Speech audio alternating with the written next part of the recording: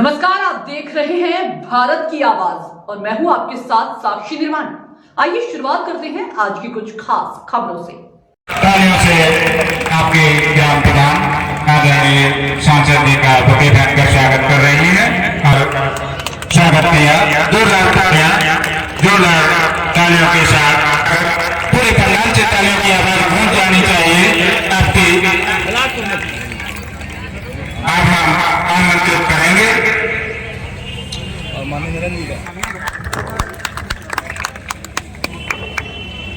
ये संधि से निवेदन है कि वो माननीय पूर्व जिलाध्यक्ष श्री नरेंद्र नाइक जी का स्वागत करें। भैया का नाम डाले। भैया आप ही कर दिला शिव कुमार भैया बोलते हैं। कृपया प्रधान प्रतिनिधि जी प्रधान प्रतिनिधि से निवेदन करेंगे कि बुके भेंट कर और माल्यार्पण भी करें। माल्यार्पण कर और सर लगाकर सम्मान करें। आप लोग जोरदार तालियां बजा दें। जोरदार तालियों की आवाज आनी चाहिए। माल्यार्पण का स्वागत किया है और इसी क्रम में सर लगाकर भी सम्मान करेंगे प्रधान प्रतिनिधि जी।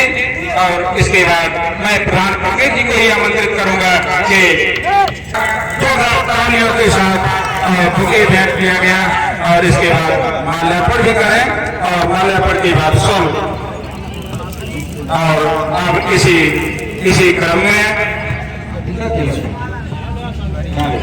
प्रधान प्रतिनिधि जी से ही माल्यार्पण के साथ माल्यार्पण और सर्व सम्मान करेंगे। और अब इसी क्रम में हम प्रधान प्रतिनिधि जी को ही आमंत्रित करेंगे। लोकसभा विधायक बहुत बहुत धन्यवाद। कृपया स्वागत राजा क्षमा करें। और अब इसी क्रम में श्री श्याम बाबू राजपूत जी का माल्यार्पण कर सौ उड़ाकर सम्मान करेंगे। कृपया जी जोरदार तालियों के साथ लोकसभा विस्तारक जी का सौ उड़ाकर सम्मान करेंगे और तालियों के गवाह में तालियां बजती रहनी चाहिए। स्वागत की जोरदार तालियों के साथ ही स्वागत, जोरदार तालियों का स्वागत और अब सौ उड़ाकर सम्मान करेंगे। इसके बाद मैं निवेदन करूंगा कि आप शीघ्रता से आगे आए और श्री ऋषभ मिश्रा जी का है जोरदार तालियों के साथ आप लोग माला पढ़ते ही तालियों की भी माला पहना दिया करें। ये आपकी एक ताली एक माला और ये सम्मान अतुल वर्मा श्री अतुल वर्मा जी का।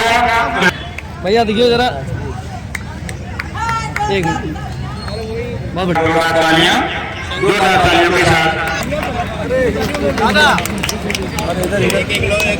ग्राम प्रधान प्रतिनिधि श्री रजत राजपूत जी का माला पढ़ाकर स्वागत करेंगे जोरदार तालियों के साथ और साल पढ़ाकर सम्मान करेंगे। जोरदार तालियां पूरे पंडाल में तालियां गूंज जानी चाहिए। ये रजत राजपूत जी द्वारा सांसद जी का माला पहनाकर जोरदार तालियों के साथ सभी ग्राम प्रधानों द्वारा मिलकर सांसद जी को माला पढ़कर स्वागत किया गया। जोरदार तालियों के साथ ये आज की स्वागत की कड़ी और समस्त ग्राम पंचायत और ग्राम पंचायतों के और भी सभी प्रधानों द्वारा सांसद जी का माल्यार्पण कर स्वागत किया गया। उच्च प्राथमिक विद्यालय रेपरा कंपोजिट की छात्राओं की तरफ से सादर नमस्कार। हम उच्च प्राथमिक विद्यालय रेपरा कंपोजिट की छात्राएं आपके सामने एक स्वागत गीत प्रस्तुत करने जा रहे हैं। उसमें जो भी गलतियां हो क्षमा करें। स्वागत है श्रीमान आपका, स्वागत है श्रीमान आपका, अभिनंदन अभिमान आप, अभिनंदन अभिमान आपका। अब जैसा पाठ पढ़ाओगे, अब जैसा पाठ पढ़ाओगे, मैं वैसा पाठ पढ़ूंगी, मैं वैसा पाठ पढ़ूंगी। स्वागत है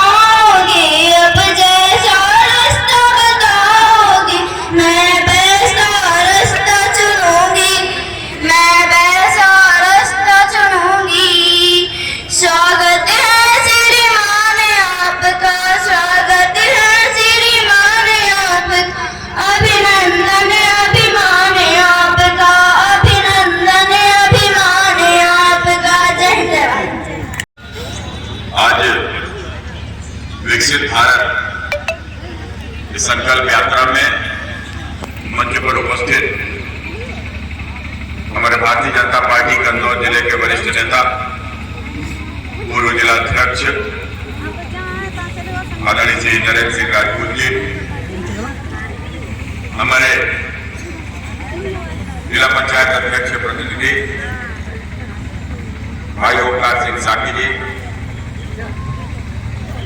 हमारे ब्लॉक प्रमुख बादाम सिंह पाल जी, भारतीय जनता पार्टी की ओर से लोकसभा काम देखने के लिए भेजे गए विस्तारक श्री राधा कृष्ण जी,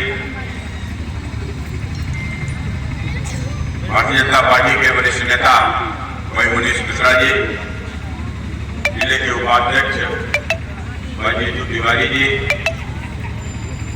हमारे ऋषभ मिश्रा जी, यहाँ की प्रधान श्रीमती राजेश्वरी जी, मंच के ऊपर उपस्थित सभी सम्मानित प्रधानगण, आज इस कार्यक्रम में आए हुए सभी सम्मानित बुजुर्गों,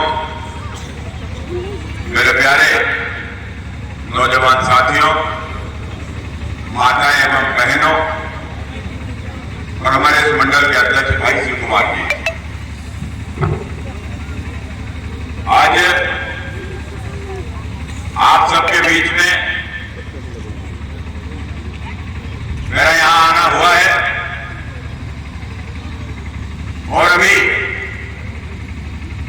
जिनका हम कार्यक्रम देख रहे थे, हम सभी लोग, ऐसे हमारे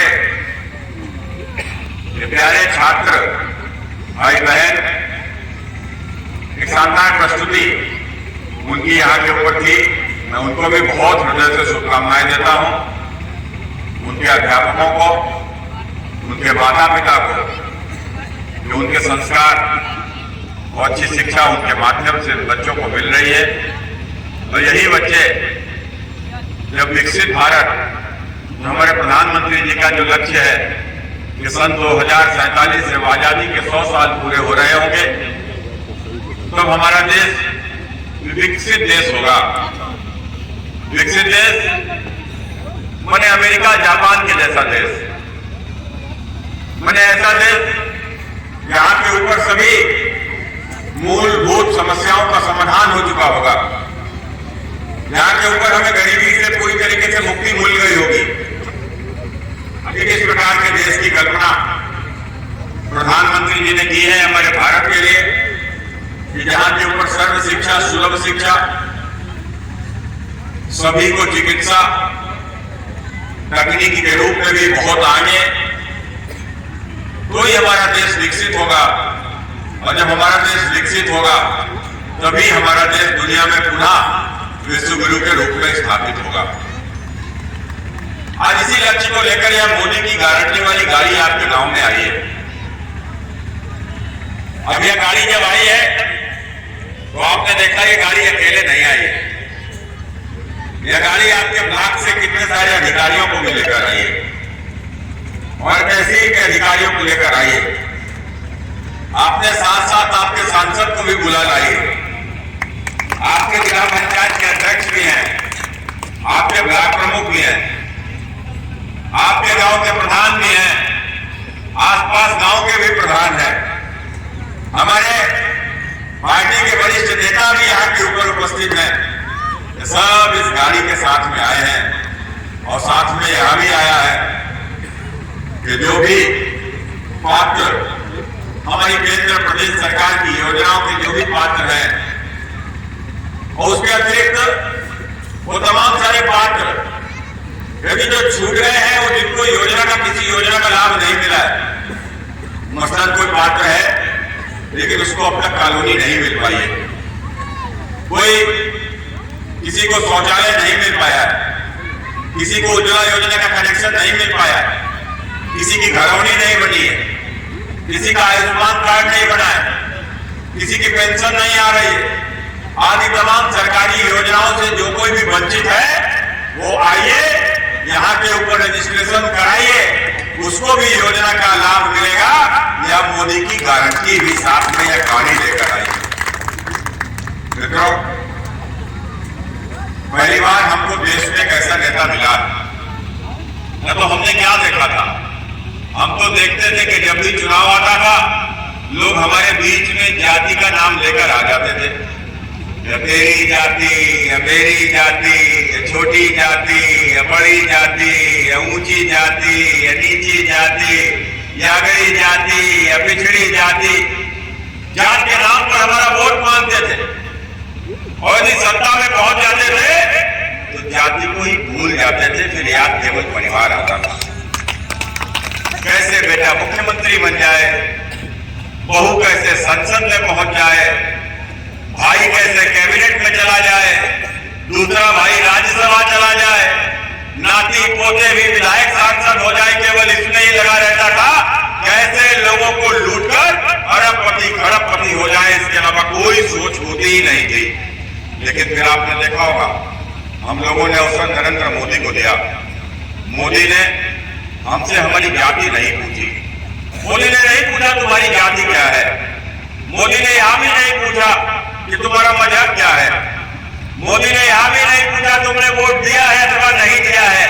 मोदी ने तो सिर्फ इतना पूछा है, अम्मा बताओ तुम्हारे सर पर पक्की छत है कि नहीं है, यदि नहीं है तो मैं बनवाता हूं। और नरेंद्र मोदी ने पक्का मकान बनाने का काम किया। मोदी ने पूछा बताओ बहन तुम्हारे दरवाजे पर शौचालय बना है कि नहीं बना है, यदि नहीं बना है तो मैं तुम्हारे दरवाजे पर शौचालय बनाता हूं। मोदी ने पूछा बताओ बहन तुम्हारे घर में गैस चूल्हा सिलेंडर है, या आज भी तुम लकड़ी बीन कर लाती हो, कंडे जलाती हो, यदि तुम्हारे यहाँ गैस चूल्हा सिलेंडर नहीं है तो मैं तुम्हें गैस चूल्हा सिलेंडर भिजवाता हूँ। लेकिन इस प्रकार का हमको प्रधानमंत्री बना जिसने पूछा कि दादा बताओ तुम्हारे इलाज का कोई संकट तो नहीं है, यदि तुम बीमार हो तो तुम्हारा मुफ्त में 5 लाख रुपया तक का इलाज कराता हूँ। ये पहली बार एक ऐसा नेता हमको मिला है। मैं अपनी भाषा में बोलता हूँ, यदि आप सब भी मेरी बात से सहमत हो तो खड़े होकर ताली बजाना। जो मैं बोलूं, जब मैं बोलूं, मैं क्या बोलता हूं? भारत की आजादी सन 1947 में हुई थी, और 1947 में आजादी के बाद पहले प्रधानमंत्री देश के पंडित जवाहरलाल नेहरू थे, और उनसे लेकर अब तक जितने भी प्रधानमंत्री हुए हैं मोदी जी तक, कम से कम मुझे इंदिरा गांधी से लेकर आज तक सारे प्रधानमंत्रियों के ध्यान है। मैं बहुत छोटा था, मुझे आज भी याद है एक सूचना आई थी हमारे घर पे कि इंदिरा जी की गोली मारकर हत्या कर दी गई। तो मुझे आज ध्यान में आता है कि मैं जो उस समय पर इंदिरा जी देश की प्रधानमंत्री हुआ करती थी, उनसे लेकर आज तक मैंने सारे प्रधानमंत्रियों को देखा है। आपने भी बहुत सारे लोगों को देखा होगा। यहाँ के ऊपर जो बुजुर्ग लोग बैठे हैं, हो सकता है किसी ने नेहरू जी को भी याद हो, लेकिन कम से कम हमने जितने भी प्रधानमंत्री को देखा है, हमारे विशुद्ध दल के सारे साथी यहाँ के ऊपर खड़े हैं, माताएं बहनें भी यहाँ के ऊपर बैठी है। क्या कोई बता सकता है कोई एक प्रधानमंत्री की कोई एक योजना आपके गांव में आई हो मोदी जी को छोड़कर? क्या कोई बता सकता है? कोई बता सकता है क्या? कोई बता सकता है? कोई बता ही नहीं सकता है। किसी ने दी हो तब तो आई हो, जब किसी ने दी नहीं तो आएगी कहां से? लेकिन आप देखो हमारे प्रधानमंत्री, हम सबके प्रधानमंत्री नरेंद्र मोदी जी के लिए मैं बड़े गर्व के साथ एक बात कह रहा हूं। गांव की बात छोड़ दो, मंदिरों की बात भी छोड़ दो, मोहल्लों की बात भी छोड़ दो, और गलियों की बात भी छोड़ दो। अब जरा एक घर ऐसा बताओ जिसमें मोदी की योजना ना आई हो, मोदी की योजना ना आई हो। किसी का पक्का मकान बन गया होगा तो किसी के दरवाजे पर शौचालय बन गया होगा, किसी को उज्ज्वला योजना का कनेक्शन मिल गया होगा, तो किसी को मुफ्त में 5 लाख रुपया सालाना इलाज की गारंटी बन गई होगी। और यदि किसी को कुछ नहीं मिला होगा तो 6000 रुपया सम्मान निधि तो जरूर ही खाते में आ रही होगी, जरूर ही खाते में आ रही होगी। 80 करोड़ लोगों को मुफ्त में राशन देने का काम किया। हर हाथ को कोरोना की बीमारी आने पर मुफ्त में इंजेक्शन लगाने का काम किया। एक ऐसा प्रधानमंत्री हमको मिला है जिसने हर घर तक योजना का लाभ पहुंचाने का काम किया। अब आप बताइए, पहले भी तो प्रधानमंत्री होते थे, पहले भी सरकारें चुनी जाती थी, तो पहले यह सब काम क्यों नहीं होता था? पहले क्यों नहीं किसी गरीब का पक्का मकान बनाया गया? पहले क्यों नहीं गरीब के दरवाजे पर शौचालय बनाया गया? पहले क्यों नहीं उज्ज्वला योजना का कनेक्शन दिलाया गया? पहले क्यों नहीं गरीब के इलाज की व्यवस्था की गई? कारण क्या था? कारण सिर्फ एक था कि जिसको भी मौका मिलता था वो अपना ही पेट भरने में जुट जाता था।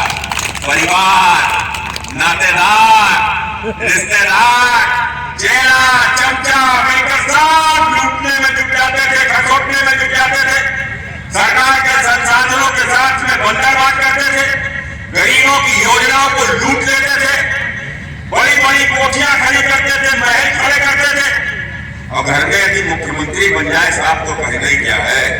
दूर कहीं ना जाओ, जरा सफाई जाके देख आओ, कोई घर का एक व्यक्ति ऐसा शेष नहीं होगा जिसका कम से कम 100-150 करोड़ का मकान न खड़ा हो, 100-150 करोड़ का मकान न खड़ा हो। लेकिन प्रधानमंत्री श्री नरेंद्र मोदी जी, मैं नरेंद्र मोदी जी के इस बात को कहता हूँ, जो व्यक्ति गुजरात जैसे प्रदेश का 3 बार मुख्यमंत्री रहा हो, भारत का दूसरी बार यशस्वी प्रधानमंत्री है, अब तो उनकी मां दुनिया में रही नहीं, लेकिन कुछ महीनों पहले तक जब तक उनकी मां जीवित थी 10x10 के कमरे में ही रहती थी।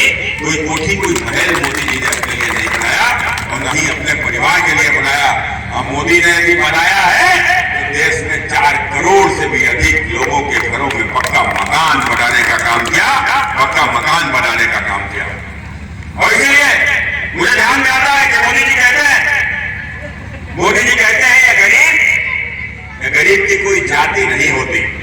हमारे देश के तमाम सारे नेता जाति पूछा करते हैं कि तुम्हारी जाति बताओ, तो मोदी जी कहते हैं कि यह गरीब जो है, ये गरीब की कोई जाति नहीं होती, ये गरीब का कोई मजहब भी नहीं होता, ये गरीब तो गरीब होता है, और इस गरीब के दर्द को वही समझ सकता है जो गरीबों के बीच से निकल कर आता है। गरीब के दर्द को वही महसूस कर सकता है जो गरीबों के बीच से आता है। और मोदी जी कहते हैं कि मैं तो गरीबों के बीच से निकल कर आया हूं।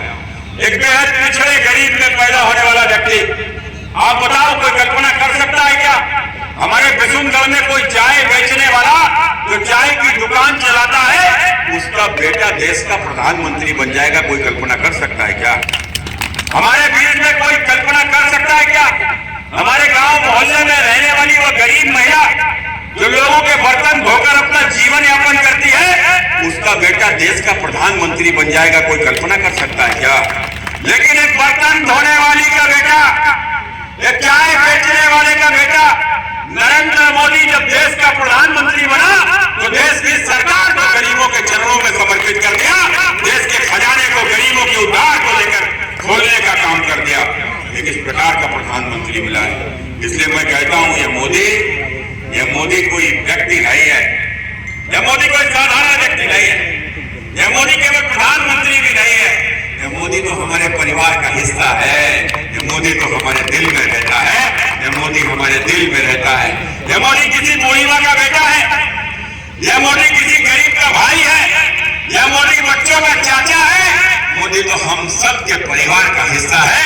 इसलिए मोदी आपने देखा होगा, मोदी जी जब भी बात करते हैं तो क्या कहते हैं कि मेरे परिवार वासियों, वो देशवासियों नहीं कहते, वो क्षेत्रवासियों भी नहीं कहते, वो तो कहते हैं कि मेरे परिवार वासियों।